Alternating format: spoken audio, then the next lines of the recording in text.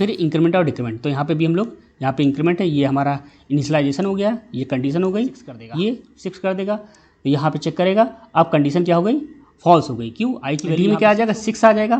तो यहाँ पे 6 प्रिंट करेगा, राइट। और यहाँ पे हमें क्या मिल जाएगा, एन में क्या आ जाएगा। Welcome back friends. Previous video में हम लोगों ने वाइल लूप पढ़ा था। थ्योरेटिकली इसको हम लोगों ने समझा था कि कैसे वाइल लूप वर्क करता है और उसमें क्या क्या कंडीशन होती हैं, इंक्रीमेंट होता है, कहाँ से इंटर होता है लूप, कैसे एग्जिट होता है, सिंटैक्स क्या है, और उसका फ्लो चार्ट भी समझा था, राइट। अब उस वीडियो में हम लोग ने थ्योरी के थ्रू समझा था। अब हम लोग वाइल लूप को प्रैक्टिकल एग्जाम्पल के थ्रू समझेंगे, फाइन।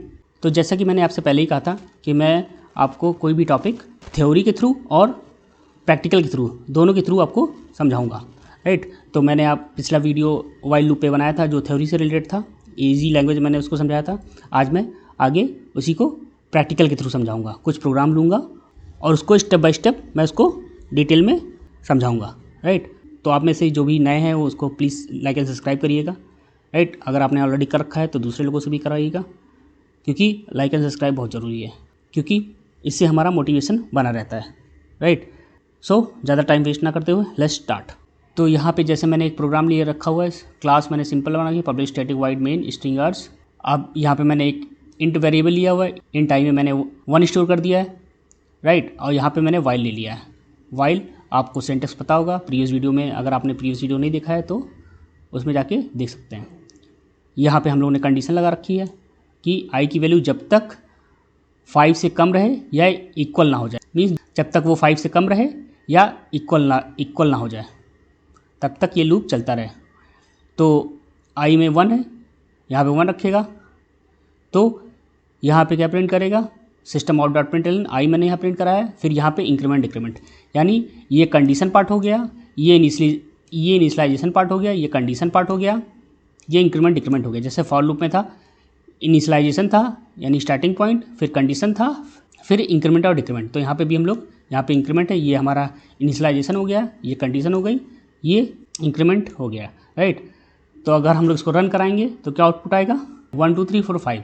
कैसे, जब यहाँ पे 1 रखा तो यहाँ पे आई में 1 स्टोर था, चेक किया क्या 5 से कम है, हाँ है, तो यानी 5 से कम है आई की वैल्यू, तो यहाँ पे आके प्रिंट कर दिया, 1 प्रिंट कर दिया।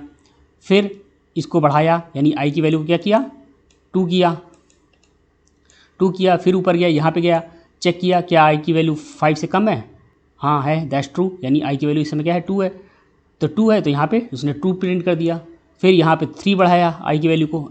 आई प्लस प्लस का मतलब आप लोग जानते ही हैं कि आई प्लस प्लस मतलब आई की वैल्यू में 1 बढ़ा देता है। मैंने इसको अपने पिछले वीडियो में कवर किया हुआ है कि ये यूनिटरी इंक्रीमेंट ऑपरेटर है, यानी आई की वैल्यू में अगर मैं 1 रखूँगा तो 1 + 1 हो जाएगा, तो क्या हो जाएगा, आई की वैल्यू 2 हो जाएगी, राइट, 2।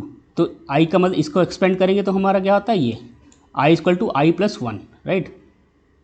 तो यहाँ पे हमारा आपकी बार 3 हो जाएगा, ऊपर जाएगा, 5 से चेक करेगा, 5 से कम है, ठीक है कंडीशन, तो नीचे आएगा, यहाँ पे 3 प्रिंट करेगा, फिर यहाँ फिर बढ़ाएगा तो आपकी बार 4 हो जाएगा, फिर ऊपर जाएगा, चेक करेगा, हाँ कंडीशन अभी भी ट्रू है, तो यहाँ पे 4 प्रिंट कर देगा। फिर यहाँ पे बढ़ाएगा, इसको 5 कर देगा, चेक करेगा, हाँ अभी भी ट्रू है, यानी आई की वैल्यू 5 के इक्वल तो है ही है, यानी अभी भी कंडीशन ट्रू है, तो यहाँ पे 5 प्रिंट कर देगा। और फिर यहाँ पे आएगा, आई की वैल्यू को क्या कर देगा, 6 कर देगा, तो यहाँ पे चेक करेगा, अब कंडीशन क्या हो गई, फॉल्स हो गई। क्यों, आई की वैल्यू यहाँ पे 6 हो गई, और यहाँ कंडीशन क्या लगी हुई थी कि आई की वैल्यू जब तक 5 से कम रहे या इक्वल ना हो जाए तब तक ये लूप चलता रहे, और जैसे ही आई की वैल्यू 5 को क्रॉस करेगी तो ये लूप बंद हो जाएगा, यानी ये बंद हो जाएगा, अब नीचे आ जाएगा, यहाँ पे आ जाएगा, राइट। यानी पूरा इसके बाद मैंने कुछ लिखा नहीं इस ब्रैकेट के बाद में, तो नीचे ही आएगा, खत्म हो जाएगा प्रोग्राम। तो यानी हम लोग का आउटपुट प्रिंट क्या हो जाएगा, ये प्रिंट हो जाएगा, राइट। तो आई होप ये प्रोग्राम से आपको कुछ चीज़ें क्लियर होंगी। चलिए अब नेक्स्ट एग्जांपल लेते हैं। देखिए यहाँ पे भी मैंने एक क्लास ली है सिंपल, और यहाँ पे एक n नाम का वेरिएबल लिया है, उसमें मैंने क्या स्टोर कर दिया है, 1369, राइट, यानी मीन्स 1369 इंटीजर वाले मैंने बता दिया। ये हमारा डेटा टाइप हो गया, ये हमारा वेरिएबल हो गया जिसमें n नाम का स्टोर है कंप्यूटर मेमोरी में, जहाँ पे क्या स्टोर है ये। अब सेम ये कंडीशन हो गई, ये इनिशियलाइजेशन हो गया, ये हमारा इंक्रीमेंट और डिक्रीमेंट हो गया। तो जैसे कि मैंने आपको पिछले वीडियो में बताया था कि वाइल लूप कहाँ पे यूज़फुल होता है, जब हमें एग्जैक्टली पता ना हो कि नंबर ऑफ़ इटरेशन कितने बार तक चलाना है, यानी हमें एग्जैक्टली नहीं पता हो कि कब तक लूप चलना है, हमें एग्जैक्ट नंबर्स नहीं पता है कि कब तक लूप चलेगा। तो जैसे ही मान लो ये प्रोग्राम है, ये तो मान लीजिए मैंने एक ऑलरेडी वेरिएबल ले लिया, उसमें मैंने 1369 स्टोर कर दिया है, तब तो हमें पता है कि यहाँ पे 4 डिजिट हैं। सपोज़ अगर मान लीजिए इनपुट प्रोग्राम होते हैं, इनपुट मेथड के थ्रू, स्कैनर के थ्रू अगर हम लोग प्रोग्राम कर रहे होते हैं तो हमें पता ना होता, क्योंकि वो रन टाइम पे इनपुट डालता तो हमें पता ना चलता कि कितने डिजिट का नंबर डालता। तो अगर हमें वो करना होता तो यहाँ पे तो हमें डिजिट पता करने होते, तो हम लोग वाइल लूप यहाँ पे बेस्ट सूटेड रहता, राइट। तो इसलिए मैंने यहाँ पे देखिए, अगर मुझे डिजिट प्रिंट करने हैं तो मैंने यहाँ पे वाइल लूप लिया है। ऑल्दो ये फॉर लूप से भी हो जाएगा बट थोड़ा सा कॉम्प्लिकेटेड रहेगा, तो इसलिए हम लोग यहाँ पे वाइल लूप लेते हैं। तो देखिए एन की यहाँ पे मैंने क्या कंडीशन लिखा, एन की वैल्यू जब तक 0 से बड़ी रहे तब तक ये लूप चले।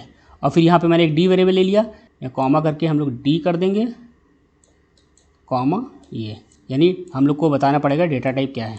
तो यहाँ पे डी हो गया, तो आप लोग इसको करेक्ट कर लीजिएगा। तो यहाँ पे एन की वैल्यू जब तक 0 से बड़ी रहे तब तक ये लूप चलता रहे।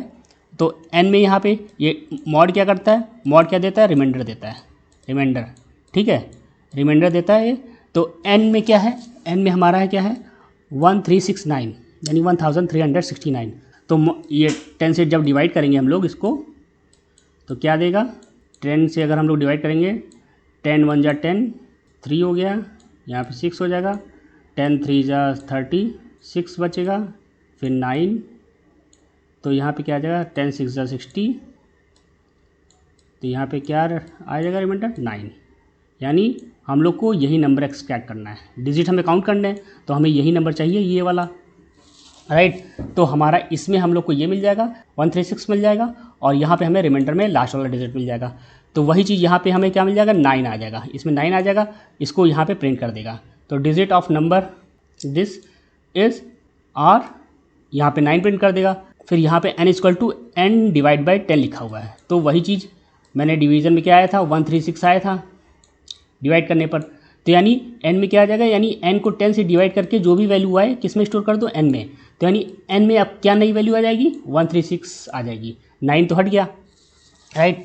तो यहाँ पे फिर चेक करेगा, ऊपर जब आएगा तो अब n में क्या है 136, राइट। तो यहाँ पे फिर जाएगा, तो यहाँ पे जाएगा, तो अब फिर इसको 10 से मॉड करेगा, यानी 136 को 10 से मॉड करेंगे तो क्या आएगा 10 1 जा 10, 3 10 3 जा 30, यानी रिमाइंडर क्या आ गया 6 आ गया, राइट। तो डिवीज़न करने पे हमें डिवीज़न में क्या मिलेगा, क्वेश्चन में हमको क्या मिलेगा 13 मिल जाएगा, और रिमाइंडर में क्या मिलेगा 6 मिल जाएगा। तो डी में क्या आ जाएगा 6 आ जाएगा, तो यहाँ पे 6 प्रिंट करेगा, राइट। और यहाँ पे हमें क्या मिल जाएगा, एन में क्या आ जाएगा 13 आ जाएगा, राइट, 13 आ जाएगा। यानी एन में अब क्या नई वैल्यू हो जाएगी 13, यानी 9 और 6 प्रिंट हो चुका है, अब 13 यहाँ पे बचा है, इनमें चेक करेगा, हाँ अभी भी 0 से बड़ा है, तो यहाँ पे फिर आएगा, फिर डिवाइड करेगा 10 को, तो कितना आ जाएगा 10 1 जा 10, यानी 3, रिमाइंडर में क्या आ गया 3 आ गया, और यहाँ पे क्या बचा, एन में क्या आएगा, क्वेश्चन में 1 बचा, तो यहाँ पे 3 आ गया, राइट। तो यहाँ पे 3 प्रिंट कर देगा। अब 10 से जब करेंगे तो 10 1 जा 10, यानी एन में क्या आ जा रहा है, एन में क्या आ जा रहा है 1 आ जा रहा है यहाँ पे, यानी एन में अब नई वैल्यू क्या हो गई 1 हो गई, तो यहाँ पे 1 हो गई। चेक करेगा अभी 0 से बड़ा है, हाँ 0 से बड़ा है, तो यानी वही कंडीशन ट्रू है। तो अब यहाँ पे फिर आएगा, तो 1 मॉड 10 करेगा आपकी बार, तो यानी 1 को हम लोग 10 से मॉड करेंगे, यानी 10 से डिवाइड करेंगे, तो 10, तो ये तो छोटा है, ये छोटा है 10 से, तो क्या जाएगा 10 0 जा 0, तो यहाँ पे क्या आ जाएगा 1, राइट, यानी रिमाइंडर हमारा 1 आ जाएगा, और क्वोशंट हमारा क्या आ जाएगा 0 आ जाएगा, राइट।